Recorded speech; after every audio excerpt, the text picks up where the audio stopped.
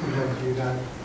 Well, obviously she scores in a number of ways, and especially from the three-point line. She does a great job of getting into her shot quickly from anywhere on the court. Her range is pretty deep, and then she does a good job of drawing contact and trying to get into the defenders. So it'll be a matter of team defense and playing a great game against her.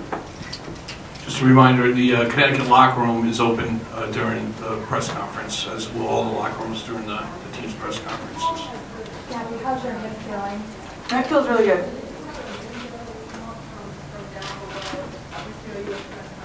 Can you share with us what you guys think, talking to the freshmen about their first experience? Obviously, you guys have been there. What do you want to see from them?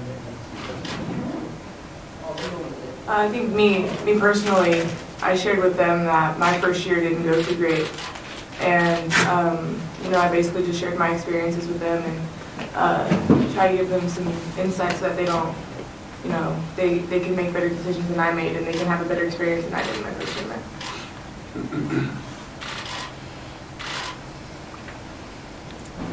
Anybody else? Questions for student athletes? Pat? Obviously, during this kind of NCAA covers, there's been a lot of replays of the shot that were you guys talk about how you approach seeing that all the time. Are you using that as motivation? And how are you approaching this tournament with that in the backfield? Well, I think for us, obviously, that's not something that you can forget, and it's not something that anybody's going to let you forget. We have to use that in the right way, but at the same time, going into this tournament, the same way that we approach everything in the season, whatever is going on that day is what our main focus is. So today, we have practice is the main focus. Tomorrow, and the game is the main focus. So it's picking up on what we have in front of us right now and focusing on that in order to succeed for that day. Justine? You guys have talked a lot about focusing on the little details. What are some of the details you guys focused on heading into the tournament? Really focusing on some of the things that have kind of made us vulnerable this year, as far as our on-ball defense, communicating our half-court offense, things like that. We're trying to take away anything that can hurt us, going forward.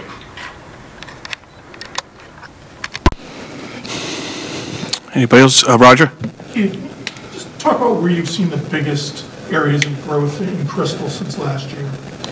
I think what Crystal's done for us this year has been great. And when you have a point guard who gets the ball to the people on time, on target, puts us in the positions where we can all be successful for our own individual skills and gets us in the right offense at the right time, that's exactly what we need. And I think she's doing a great job of continuing to make sure that we're moving in the right direction, and as a leader on the court, making sure that we all know what's going on. How would you say Crystal's demeanor is on the basketball court versus off of it? It's not much different. I don't know. I think she's obviously a lot looser off the court, and we joke around a lot more. But I don't know. That's an interesting question. I don't know how to answer that. Pat? Every obviously this team goes 6, sometimes 7 players deep, and a lot of people have been banged up. So when you're playing this many games, this close together, how are you approaching going full bore in practice versus resting and getting ready that way, and being sure you're all able to go for every game? I mean, I don't think we're experiencing anything different than anyone else at this time. Everybody in the country is kind of banged up right now. Everyone's had a long season, so we're just going to approach it just like it's any other day. And I don't think our amount of focus or energy will go down because of fatigue or feeling banged up, because I mean that's just how it is right now. Roger? When did you really kind of embrace defense as a major part of your game, and why? So many kids just want to score points, and it seems like you came here ready and willing to play defense. Well, in freshman year, it kind of started out as coach told me that I just needed to play defense. That was all I had to do. And it's something that it's an effort thing, and something that anybody can do if they really want to put their mind to it. And for me, my role in trying to understand, and this is what I need to do, this is what I can bring to the table every single night. So I've tried to embrace that. And as the years have gone on, I've gotten a lot better at it thanks to a lot of help from all the coaches. but just trying to each and every day be that defensive stopper that I'm expected to be. We have any other questions of student athletes? Okay, with that, we'll dismiss the student athletes. They'll go back to the locker room, which continues to be open, and we'll take questions for Coach Auriemma. Mike? Gino, do you remember the last time you felt like an underdog going into a game? And can you relate to or remember what it feels like being on the other side? Like it seemed like St. Francis coming into a building like this, playing against a team like they're going to face. Kind of a daunting scenario, but.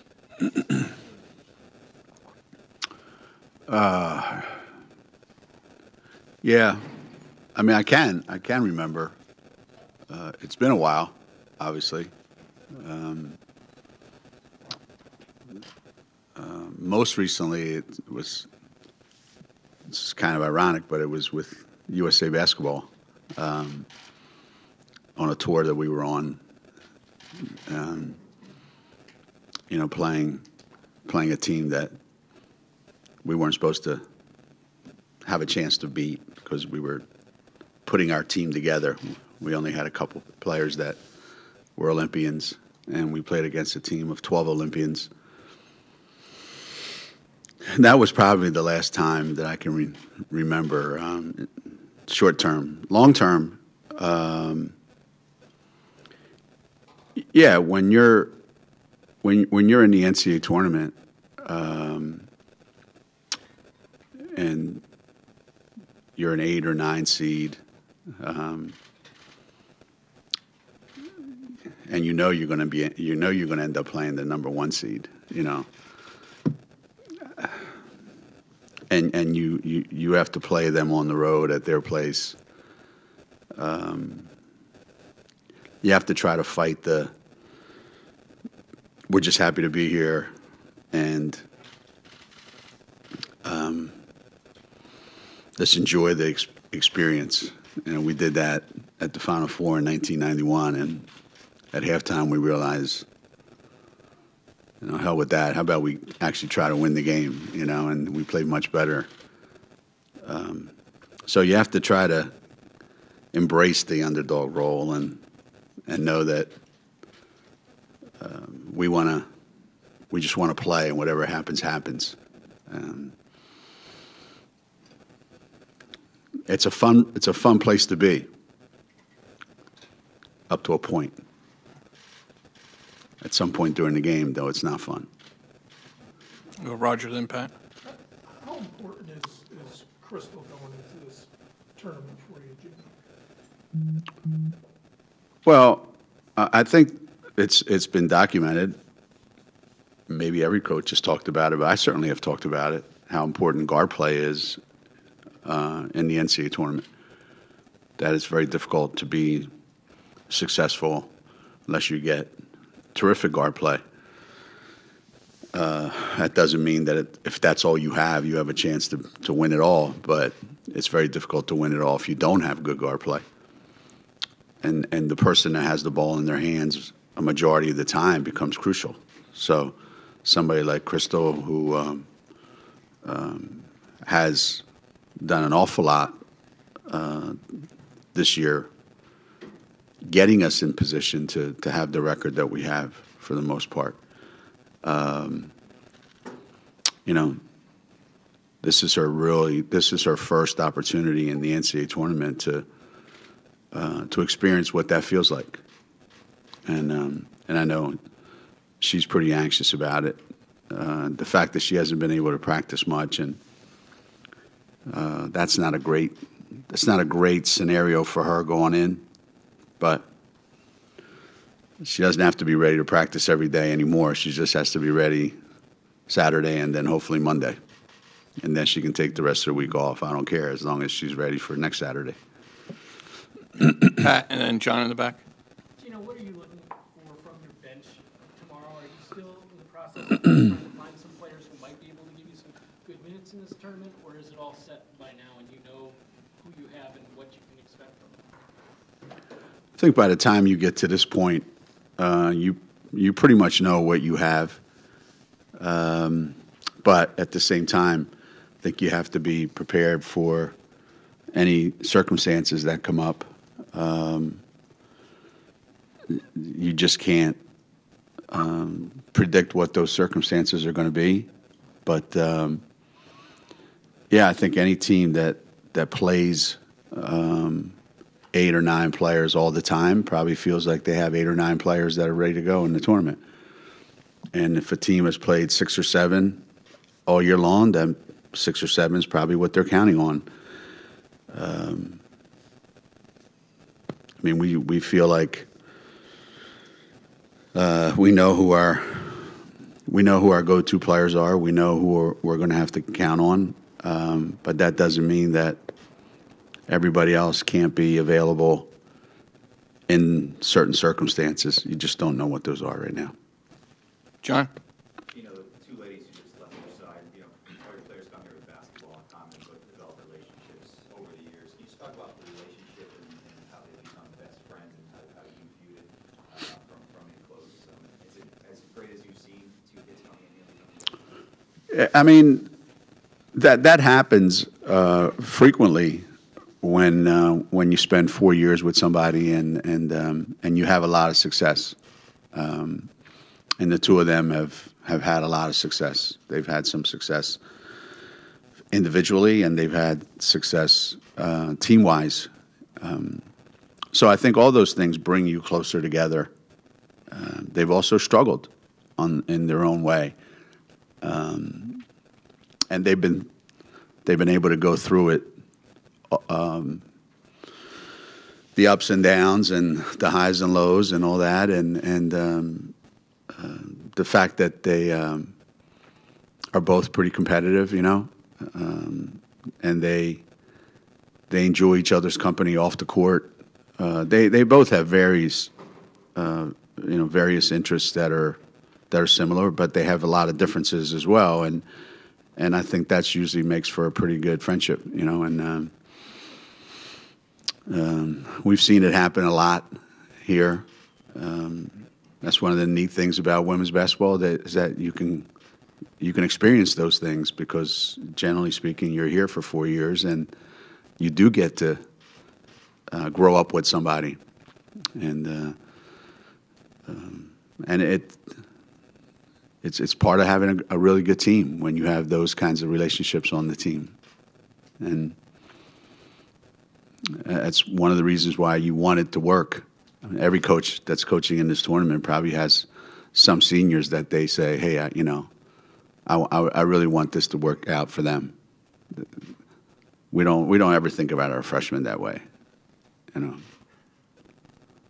It's like your little kid, your little brother or your little sister. Just sit in the back and be quiet. No. I gave Trish a couple of my T-shirts, but she don't want to wear them. Justine and then Jim. You know, you talked about in the practices before the tournament, you get a really good sense of where the team's head at. What mindset are you feeling from your team heading into round 1? Well, I may have said this earlier this season, but I think the longer I'm in this and the more I'm around, the more you come to understand that you can't really predict anything anymore. I know that having all that time off wasn't great. I don't think that's conducive to getting ready to play great basketball when, you know, you take 10, 11, 12 days off, whatever it was. So that wasn't great. And you know, when you're anxious to play, it's good and it's not good. So right now we're just more anxious to play, and where we are emotionally, where we are, you know, physically, you know, physically we're right where we were the whole season. You know, we've got players that are raring to go, and we got those that are banged up. And mentally, we're in the same place everybody else is. Tournament starts for us tomorrow, and it only lasts as long as tomorrow. There's no hey, this will be great if we come out and play great because it'll set us up for Monday. I think all anybody wants is let's win one and then worry about the next one later. Vicky? Jim? Can you address Michaela Coombs? The announcement came out that she's out for the rest of the season. Is something that's been lingering, or is it something that happened recently? No, it just happened recently, and it was I was fortunate that we were able to catch it. You know, she had been complaining about for about 3 or 4 days, and finally, you know, our medical staff just went through as many tests as you possibly can and decided that this is a situation that just needs to be monitored, and she's doing great. I mean, there's nothing to worry about, but that playing basketball is probably not in her best interest. We do Carlin and Vicky here. Either way, either order is fine. Gino, Azure, this season, is it what you expected, or like I know you said she's kind of quiet, and that kind of like she needs to come out of her shell more, and that will make her even better. But is it what you've expected from her this year? How and has she gotten better as the season goes on? Like at what you expect from her? Oh, yeah, she's improved a lot from the beginning of the season to now. I would say that, you know, if you go from last season to this season, Crystal's probably improved more than anyone. But at the same time, if you go from November to today, I would say Azure's progress has been probably the most remarkable. And you know, we had a conversation yesterday about the fact that it's not even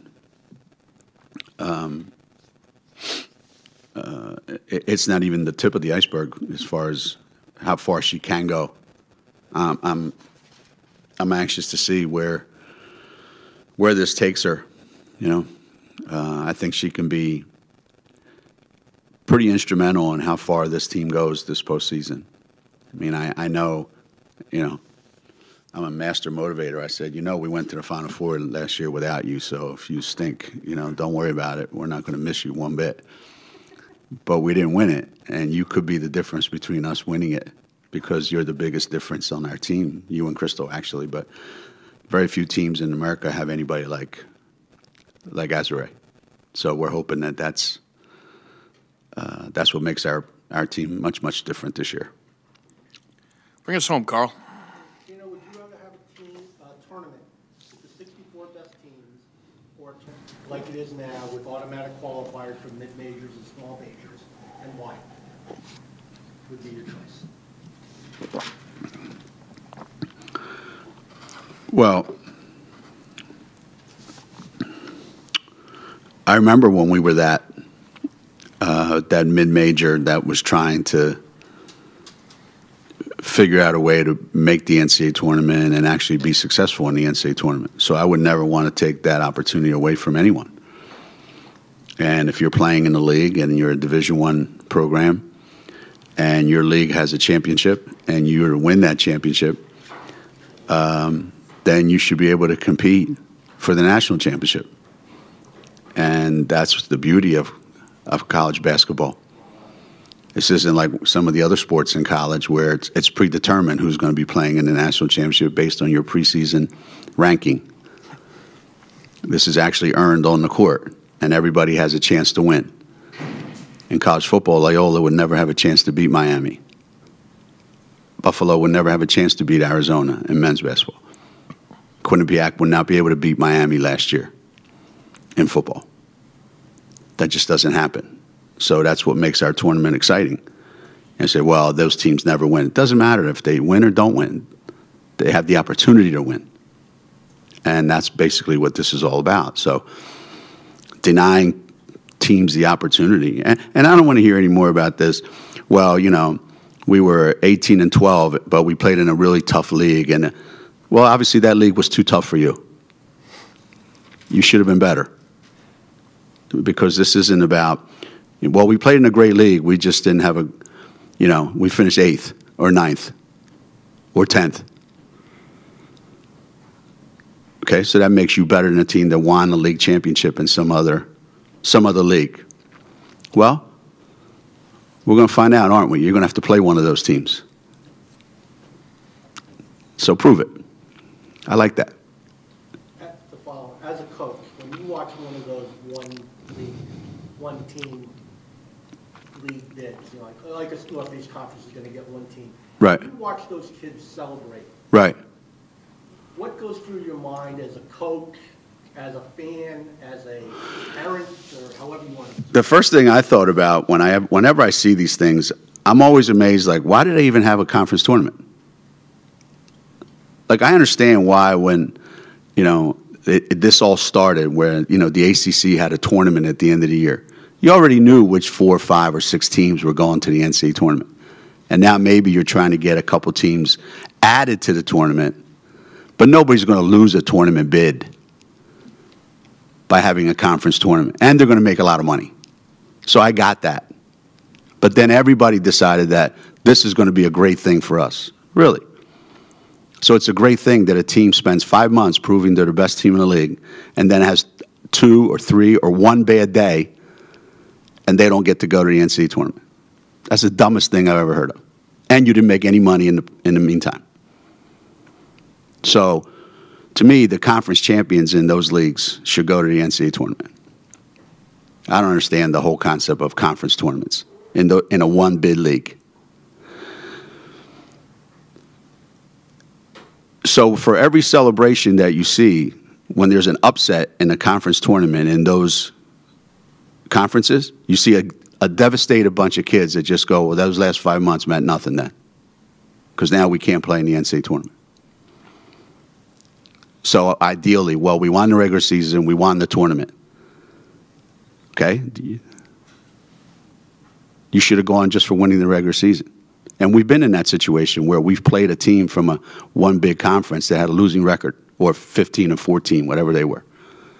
And it hurts the conference. And it hurts those kids that spent 5 months proving they were the best team in the league.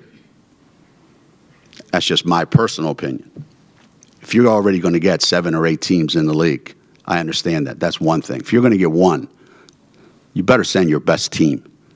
And your best team isn't the one that just had 3 good days.